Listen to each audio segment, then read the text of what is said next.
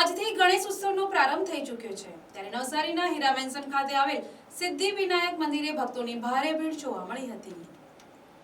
ગણેશ ઉત્સવની ભક્તો ઘણા સમયથી રાહ જોઈ રહ્યા હોય છે ત્યારે આજે એક ગણેશ ઉત્સવ આવી ચૂક્યો છે।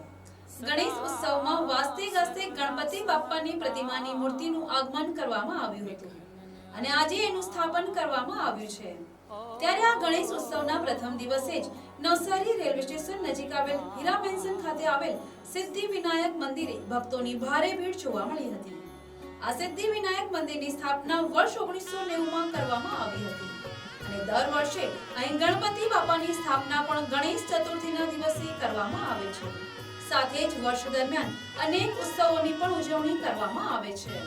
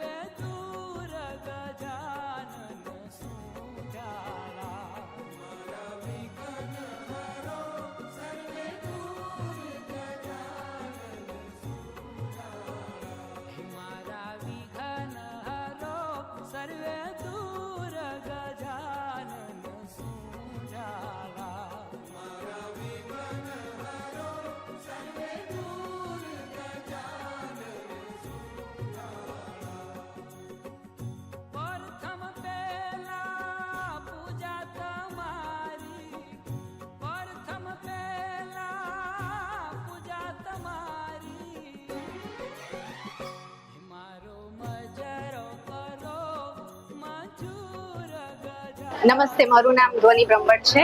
આપ સૌને મારા જય ગણેશ અને ગણેશ ચતુર્થીની હાર્દિક શુભકામનાઓ।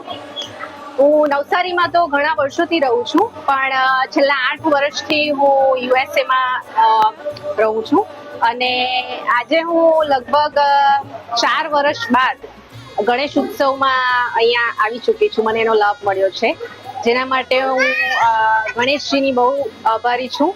અને ખાસ કરીને તો આપણે આ મંદિરની વાત કરીએ, જે સિદ્ધિવિનાયક મંદિર છે ગણપતિનું, અને નવસારીમાં ખૂબ જ પવિત્ર મંદિર માનવામાં આવે છે અને ઘણા બધા લોકો વિદેશથી ઘણી બધી જગ્યાઓથી અહીંયા માનતા મૂકીને આવે છે અને એમની પૂર્ણ પણ થાય છે।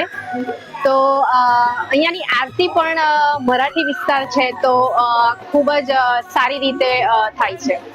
તો મારી એવી તમને સૌને વિનંતી છે કે એકવાર તો જરૂર આવો, નવસારી પધારો અને સિદ્ધિવિનાયક મંદિર માં દર્શન માટે આવો, ગણેશજીના દર્શનનો લાભ લો। मैं विजयभाई महाराज सिद्धिविनायक मंदिर पुजारी छूँ। सिद्धिविनायक મંદિરની સ્થાપના 1990માં થયેલી અને આજે સિદ્ધિવિનાયક મંદિરને 35 વર્ષ પૂરા થાય છે અને ગણપતિ ઉત્સવ 1943થી હીરામેન્શન સિદ્ધિવિનાયક મંદિરના ગણપતિની ઉત્સવ થાય છે। આજે આ વર્ષે સિદ્ધિવિનાયક મંદિરના ઉત્સવના 83 વર્ષમાં પ્રવેશ કરેલા છે અને આ સિદ્ધિવિનાયક મંદિરમાં ગણેશ જયંતિના દિવસે એટલે માઘ સુદ ચોથના દિવસે ગણપતિના જન્મ દિવસ થાય છે અને પ્રાણ પ્રતિષ્ઠા દિવસ એટલે માઘ વદના ચોથના દિવસે પાટોત્સવ થાય છે। પાટોત્સવના દિવસે જ્યાં મહાગણેશ યાગ અને સાંજે નવસારીના તમામ ભક્તોને મહાપ્રસાદના લાભ આપે છે। દર સંકટ ચોથ અને વિનાયક ચોથના દિવસે યા મહાભિષેક અને યજ્ઞ થાય છે। આ સિદ્ધિવિનાયક મંદિર એક જાગૃત સ્થાન છે। નવસારીના અનેક ગણેશ ભક્તો આવીને બહાર લે છે। બહાર લઈને લોકોને બધી મનોકામના ભગવાન ગણપતિ દાદા પૂરી કરશે। વિદેશથી બી લોકો આવતા છે।